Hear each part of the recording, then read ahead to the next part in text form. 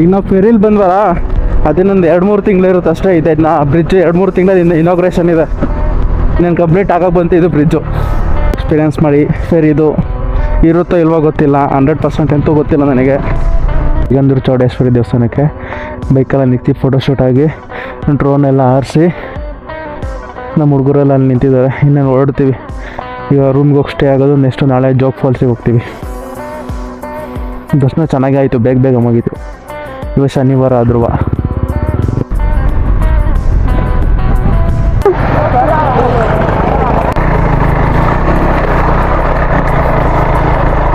ನೋಡಿ ಹೇಗಿದೆ ಲೊಕೇಶನು.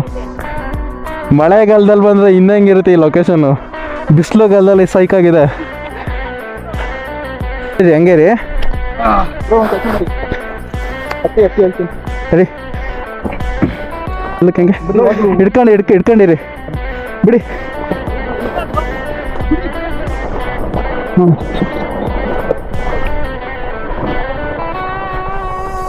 ಬಿಡು ಹೋಗ್ತೀನಿ. ಬಿಡು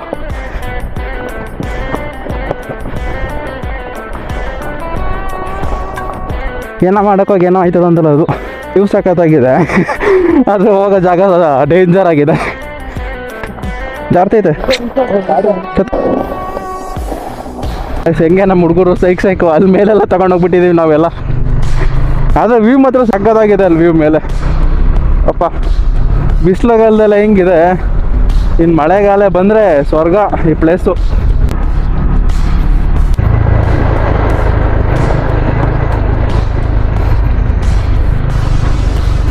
ಹೆಂಗಿದು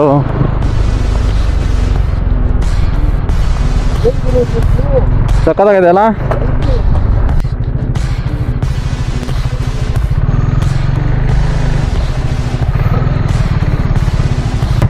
ಆ ಸಣ್ಣ ಫೇರಿ ಹತ್ಕೊಂಡು ಈಗ ಎಲ್ಲಿ ಹೋಗ್ತಾ ಇರೋದು? ಜೋಗ್ ಫಾಲ್ಸ್.